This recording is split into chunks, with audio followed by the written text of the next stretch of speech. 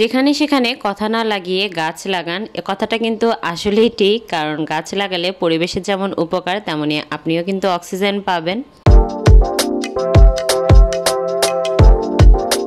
আসসালামু আলাইকুম, welcome to my new vlog. আমি সাইমা আপনাদের সামনে হাজির হয়েছি নতুন আরেকটি ভিডিও নিয়ে। আশা করছি সবাই ভালো আছেন, আমিও আলহামদুলিল্লাহ ভালো আছি। আজকে আপনাদের সাথে আমাদের নতুন বাসার ছাদের ভিডিও শেয়ার করব। শহরে যারা থাকে তারা সাধারণত মাটিতে গাছ লাগানোর সুযোগটা খুব কম পায়, যার কারণে সবাই কিন্তু ছাদটাকেই ছাদ বাগান হিসেবে ইউজ করার ট্রাই করে। তো এখানে এসে দেখতে পেলাম মাশাআল্লাহ পুরো ছাদ ভর্তি গাছ। আমার এইরকম গাছ ভর্তি ছাদের খুবই শখ, জানি না আল্লাহ তাআলা কবে পূরণ করবে। তবে এই নতুন বাসায় এসে এরকম একটা ছাদ দেখে আমার খুব ভালো লাগছে। একদম আমার স্বপ্নের মতো একটা ছাদ, যেখানে কিছু ফুল ফল সবজি সব কিছু থাকবে, যেন আমি চাইলে হাতের নাগালে সুন্দর করে গাছ থেকে সেই সবজিটা নিয়ে এসে রান্না করতে পারি, বা ফুল দেখলে মন ভালো হয়ে যাবে।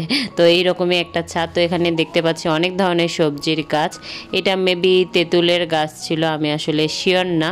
তো আমি ভেবেছিলাম যে লজ্জাপতি গাছ কিনা, তো একটু দেখছিলাম ছুঁয়ে, তো দেখলাম যে না। আর এখানে পেঁপের গাছও দেখতে পেলাম বেশ কয়েকটা। তবে সবজির গাছে আমি বেশি দেখতে পেলাম এটা হলো নিম পাতার গাছ।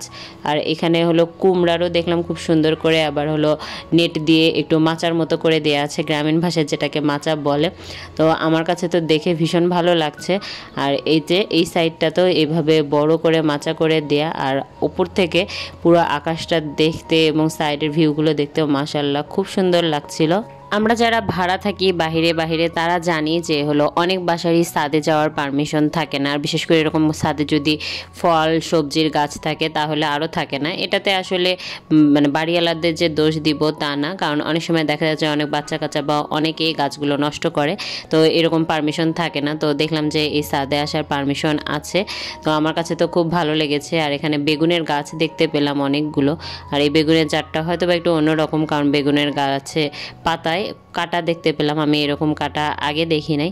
তবে কিন্তু সবগুলাতেই কিন্তু বেগুন ধরে আছে, খুব ছোট ছোট সাইজের, যার কারণে আর কি বোঝা যাচ্ছে না, বাট পাতার ফাঁকে ফাঁকে অনেকগুলো বেগুনও ধরে আছে। আর এই গাছগুলোর আসলে যত্নও করতে হয় অনেক। তো এটা মেবি সিমের গাছ, একসাথে মাচা করে দেওয়া আছে, বিভিন্ন সাইড থেকে বিভিন্ন গাছ দেখলাম যে বেয়ে বেয়ে এটাতে উঠে গেছে, তো ভালো লাগছে। তবে বেগুনের গাছই অনেক বেশি পরিমাণে দেখতে পেলাম। এখানে কিছু বড় বড় গাছ দেখতে পেলাম, আবার এই যে ছোট ছোট বালতিতে করে এগুলাতেও কিন্তু বেগুনের চারাই লাগানো, তো এগুলো এখনও বড় হয়নি। তো দেখতে পেলাম যে টপ কেনে নাই এনারা, দেখলাম যে পাইকারিভাবে হয়তো বা এই এক কালারের বালতি কিনে সেটা ইউজ করছে, এতে করে একটু সাশ্রয়ও হয়েছে, যেহেতু অনেক পরিমাণে লাগানো। আর বিশাল বড় সাইজের একটা মেহেদির গাছও দেখতে পেলাম। তো এই সাইডটাও আবার খুব সুন্দর, একদম গাছ সবুজ সবুজ দেখছিলাম। তো এটা আমার কাছে ভালো লাগে যে একটু বাইরের দিকে তাকালে সবুজ প্রকৃতি দেখতে পাবো। তো এই সাইডটা দেখে আমার কাছে পাহাড় পাহাড় একটা ফিল আসতেছে। এই সাইডটাতে একটা গাছ দেখতে পেলাম, আমের গাছ ছিল এরকম কিছু, যেহেতু এখন আমের সিজন না, জানি না আমের সিজনে এগুলোতে আম ধরেছিল কিনা। তো এই গাছটা দেখে একটু করে চেনা লাগছে, আবার একটু অচেনা লাগছে। তো যেহেতু ফুলও ধরে আছে আবার ফলও ধরে আছে, এই জন্য একটু কনফিউজ ছিলাম। তো পরে শুনলাম এটা করমচার গাছ, তবে জাতটা একটু ভিন্ন, আমি অন্য জাতের করমচার গাছটা চিনি। তো এখানে হলো ছোট্ট একটা কামরাঙ্গার গাছে এত বেশি পরিমাণে হলুদ কালারে সব হলো কামরাঙ্গা ধরে আছে। এখন তো কামরাঙ্গার গাছ বা ফল তেমন একটা দেখাই যায় না। গেট দিয়ে ঢুকলে ছাদের ভিউটা এরকম দেখায়, দুই পাশে বলতে আসলে চারপাশেই গাছ লাগানো, মাঝখানে রোটা জাস্ট একটু ফাঁকা রেখেছে কাপড় চোপড় শুকানোর জন্য। এতক্ষণে পুরো ছাদের গাছগুলো দেখে আমি যেটা লক্ষ্য করলাম যে ছাদে ফুলের গাছ বলতে গেলেই নাই, সব সবজি ফলমূলের গাছ। তো এখানে হলো একটা আমড়ার গাছ দেখতে পেলাম, খুবই ছোট, বাট সেটাতে মাশাআল্লাহ অনেক পরিমাণে আমড়া ধরে আছে। গাছের ফল দেখলে অন্যরকম একটা শান্তি ফিল হয়, যারা বিশেষ করে গাছপ্রেমী তারা এটা বেশি ফিল করবেন। তো এখানে লেবুর গাছও দেখতে পেলাম, আর লেবুও ধরেছিল অনেক ছোট ছোট, বাট হয়তো বা পাতা সবুজের কারণে বোঝা যাচ্ছে না, বাট দুইটা লেবু গাছে অনেক পরিমাণে লেবুও ধরেছিল। ছাদের এই অংশটা আসলে ফেলে না রেখে এইভাবেই প্রত্যেকটা মানুষের আমার মনে হয় কাজে লাগানো উচিত, কারণ একে তো আমাদের বাজারে নিত্য প্রয়োজনীয় সব জিনিসেরই দাম বেশি, সবজির কথা আর কি বলবো।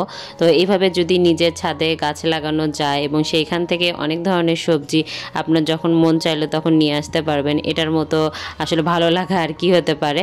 তো এখানে ছোট্ট একটা টবে আবার দেখলাম যে হলো তেজপাতার গাছও লাগানো। আর এটা হলো মরিচ গাছও অনেক পরিমাণে দেখতে পেলাম, আর সবগুলো এই জাতের মরিচই ছিল। আর মরিচও ধরেছিল প্রচুর পরিমাণে, কিন্তু যেহেতু কালো কালো মরিচ বোঝা যাচ্ছিল না। তো এটা সাইজটা দেখলে বুঝতে পারবেন বিশাল বড় সাইজের একটা মরিচ গাছ। এইটা ছাদের আরেকটা সাইড, তো এখানেও অনেকগুলো মরিচের গাছ আছে। আর এই পাশ থেকেও একদম বিল্ডিং দেখা যাচ্ছে না কোনো প্রকার, যা সবুজ সবুজ গাছ, মাশাল্লাহ আমার কাছে দেখতে ভীষণ ভালো লাগছিল। তো ভিডিও করার এক পর্যায়ে দেখতে পেলাম যে এই সাইডে একটা খাল আছে ছাদ থেকে একটু দূরেই, তো আমি জুম করে আপনাদের সাথে শেয়ার করছি। তো এখানে হলো যেহেতু এখন পানি আছে, তো হলো মাছ ধরার জন্য, এটাকে যে কি বলে আমি আসলে শিওর জানি না, তো সে জালটা ফেলে দিল।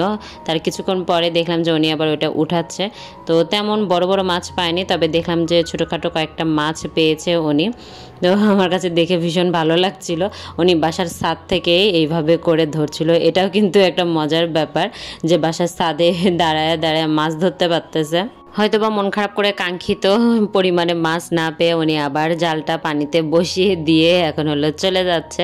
আর আপনাদের সুবিধার জন্য আমি একটু শেয়ার করছি যে এটা কত দূরে, আমি বাসার ছাদ থেকে এটা একটু জুম করে আপনাদের সাথে শেয়ার করলাম। ছাদের পিছন সাইড থেকে যদি সামনের দিকে আগায়, তো এটা হলো ছাদের দরজা। তো এখানে হলো কিছু ঢ্যাঁড়সের গাছ দেখতে পেলাম। এখানে যতগুলো গাছ দেখতে পাচ্ছেন এগুলো সবগুলোই ঢ্যাঁড়সের গাছ।